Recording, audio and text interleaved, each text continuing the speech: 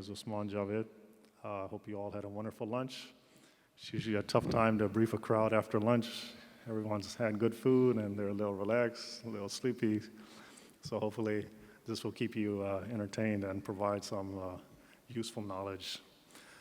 I'm here on behalf of the International Civil Aviation Organization. I'm a technical officer in the RPAS group, and I'd like to thank the host and organizers of this event for having me. It's an honor and pleasure to be here. Thank you.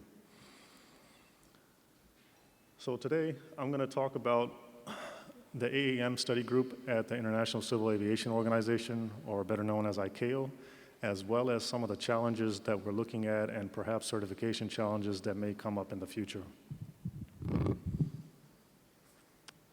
This is a quick agenda of what I'm going to be covering today.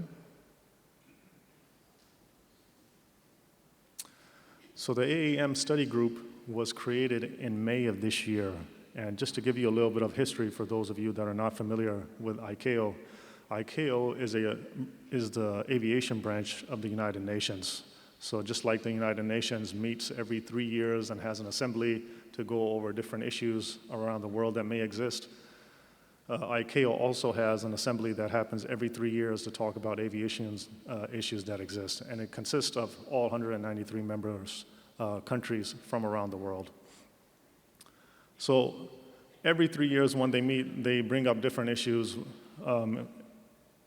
in addition to traditional aviation. They talk about, hey, you know, we need more guidance for UAS, we need more guidance for RPAS, for advanced air mobility, and they provide working papers to present their issues, what works in their country, what doesn't, what they would like to see and what they don't. And there were many working papers to express their desire for advanced air mobility. So COVID kind of slowed things down a little bit, but once COVID was done, by popular demand, the Advanced Air Mobility Study Group kicked off in May, and we now have biannual meetings in May and December. So we have a very close working relationship with the RPAS panel as well as the vertiport infrastructure working group that currently is working on the vertiports portfolio at ICAO as well. So at ICAO, right now we're not solving everything all at once, but what we are trying to do is look at the current landscape, what is available, what countries have, what it takes to get to the next step, how we can bridge that gap. So we're looking at the AAM ecosystem, and based on that, we will perform a gap analysis and create working groups to help fill that gap analysis, and then hopefully provide guidance and framework in the future. So at the AAM SG, the Advanced Air Mobility Study Group, there are 3 areas that we're looking at. One is the small UAS, one is the traditional eVTOLs, and the other is the unmanned traffic management. And you may be asking yourself that, wow, these are a lot of different topics that they just kind of put into one study group. Perhaps we should have had 3 study groups to deal with all of this. That may be true, but the thinking or philosophy that went behind this is that it is basically remotely or unmanned, whether it's a small UAS or it's something larger or even larger than that, or eVTOL. So we want to have a uniform system that is able to accommodate all of these different sort of players in one ecosystem. And of course, we're not going to create a completely certified UTM system right away. What we want to do is take incremental steps to get to that point. So perhaps first allow eVTOLs to operate, smaller UAS to operate in different environments. As the technology gets better, integrate them, incorporate lessons learned, and hopefully at the end provide a mature UTM system that can incorporate all of these different players in one environment.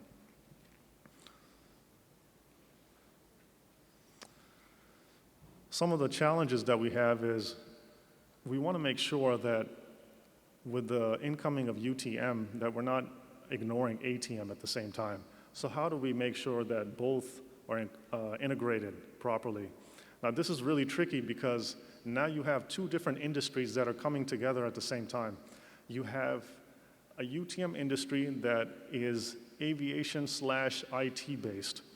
And anybody that knows the IT world, IT is, they hold the knowledge to themselves. It's not very open or transparent. Whereas aviation is the exact opposite.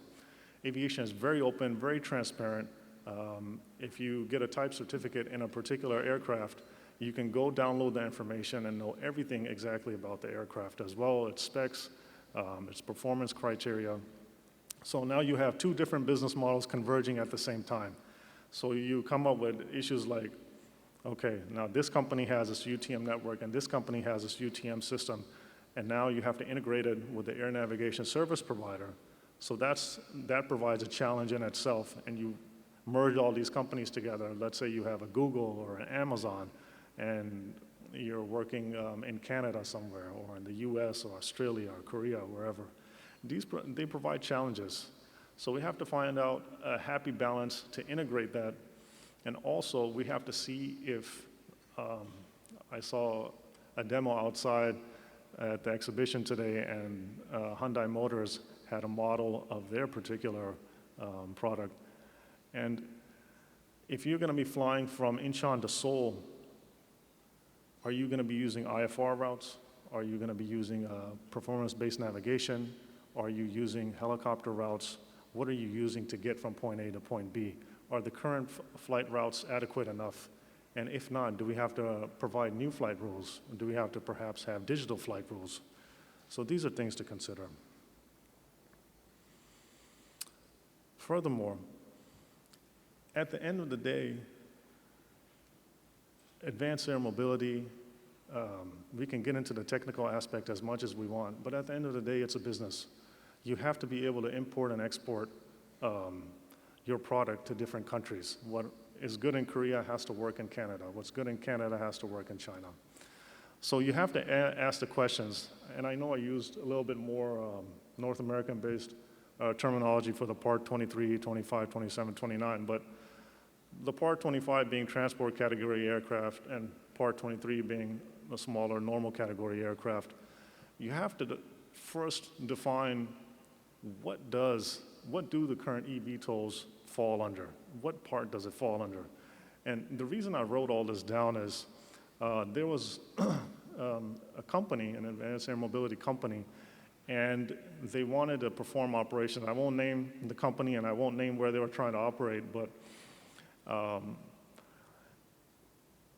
the air navigation service provider would not allow them to operate at a busy airport. And the reason for that is because there's no performance information about these aircraft.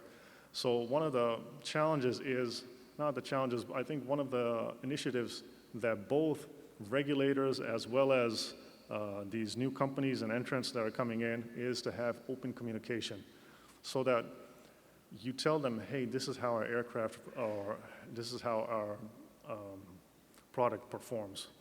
You have to tell them, you know, those old Superman cartoons back in the day, it's a bird, it's a plane, no, it's Superman. So you have to tell it, what is this, you know? So this ANSP, they said, what are you? Are you an aircraft? Are you a helicopter? So, and this eVTOL company, they kept dodging the issue too. Well, we're not an aircraft. Well, we're not a helicopter, to kind of get away from the requirements that the ANSP would put on them. So you have to define who you are. And I think a lot of different countries are coming to the conclusion that either we have a hybrid certification or we have a new category altogether that would accelerate certification. Because if you go to a regulator right now, they say, okay, a Part 23 aircraft, you have to meet these requirements for a pilot, pilot protection. Well, you know what? There's not going to be a pilot a couple of years from now. So that's gone. So if you keep coming to these questions, you're wasting time and you're slowing down the certification process. So we have to define what it is and perhaps either have a new category or a hybrid category that allows for accelerated certification. As you get into certification, some of the issues that also need to be explored are flight test challenges. And I know a lot of people don't like to talk about this because this really gets into the technical aspects of it, and this may raise some eyebrows, but this is coming to your city sooner or later, and these questions have to be answered. So it's better to ask them now, have an open relationship, talk about it, get past the challenges so that we can go through an accelerated or a simplified process of certification. So one of the issues is how does an eVTOL stall? This is an interesting question because I have other points written down, downwash, ground effect. Any pilots in this room, by the way? We got some pilots? Pilots. So when you first learn to fly, you hop in a single engine airplane, and one of the things you do is you do ground effect, and they'll simulate a short field takeoff, and they have full flaps. And what they do is they put the aircraft in the ground effect. It starts to hover before it's supposed to, and then you kind of take off. And that simulates a short field in which you don't have enough room to take off. Now, if you have a lot of different that's one propeller that we're dealing with. Now, if you have 16 propellers, or 20 propellers, or 22 propellers, what we've seen in different research organizations is that it's stalling, it's going into ground effect at different times, and it's also stalling at different times. So that will determine, and that will also drive the design of the vertiport itself. Speaking of the vertiport, if we go to the next slide,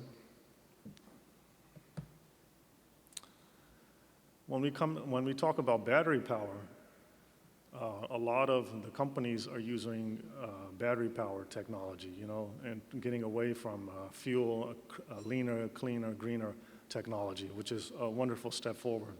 But some of the things to keep in mind is the battery is drained, the biggest drain on the battery happens on takeoff and landing. So if you're developing a vertiport that's just like the size of a traditional vertiport, a traditional helipad or heliport, is this going to be optimal for the AAM industry itself? Perhaps you have something that's a little bit bigger than a vertiport that allows for a glide slope to come in. That conserves battery power.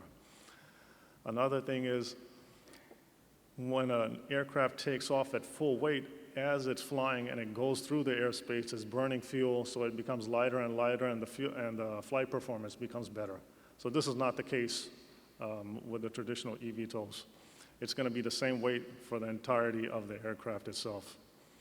And like I had mentioned before, the discharge rate, somebody asked me once, they said, why don't we just put Tesla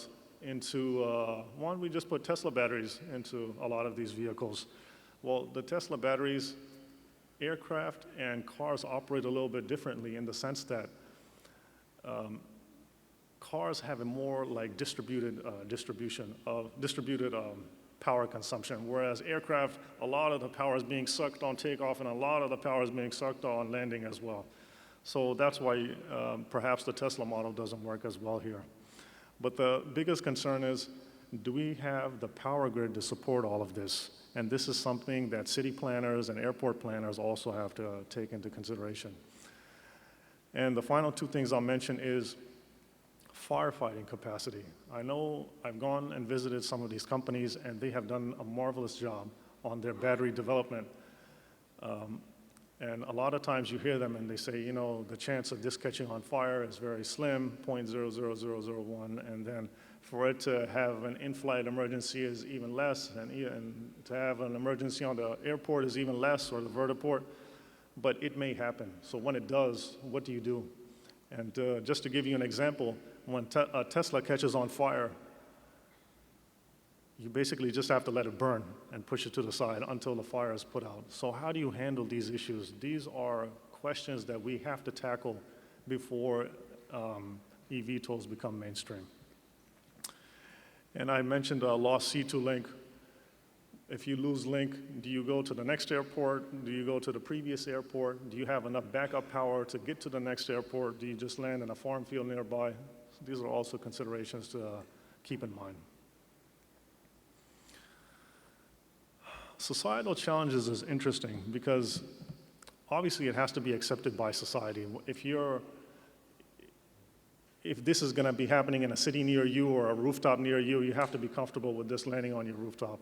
But there are other challenges as well. Some societies are more keen about privacy than others. They don't want something flying too close to them. They don't want something where their privacy is exposed in their backyard if you're flying at low altitudes.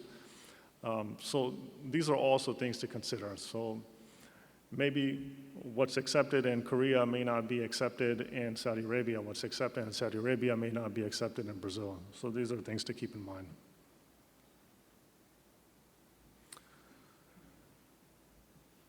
Ultimately, this industry is making great progress. And I believe that the regulators and organizations like ICAO may be a step behind industry in meeting their certification challenges as well as the enthusiasm that they have. But they're getting there. And with their help, we will both get there together. So what is the path forward? I believe that if you have a hybrid category of aircraft that are operating in the same environment, you will develop great lessons learned as to how eVTOLs operate in that environment. You have to see performance-wise what works and what doesn't. Perhaps the best way forward is to have isolated corridors or testing mechanisms or testing channels where you can test the aircraft first with a pilot on board, then without a pilot on board. Then you enhance the level of automation till you get to a point where you're comfortable in remote areas, over water, over sand, over non-populated areas. And once you have the performance criteria and the confidence to do it in a remote area like that, then you can slowly move closer and closer to cities, to Seoul and Incheon and places like that that have a bigger population base. So if you take a scale-based approach to this, I think it can be done. And last but not least, I'll add a little marketing pitch in here at the end. The Advanced Air Mobility Symposium will be held next year from the 9th to the 12th of September 2024 in Montreal at ICAO headquarters. Another marketing pitch while I'm at it, the Drone Enable, which is one of the premier events for drones in the world, is also being held from the 5th to the 7th of December at ICAO in Montreal as well. I know there are a lot of people that are interested in that topic, so if you have time, the money, please come by and we would be happy to have you there.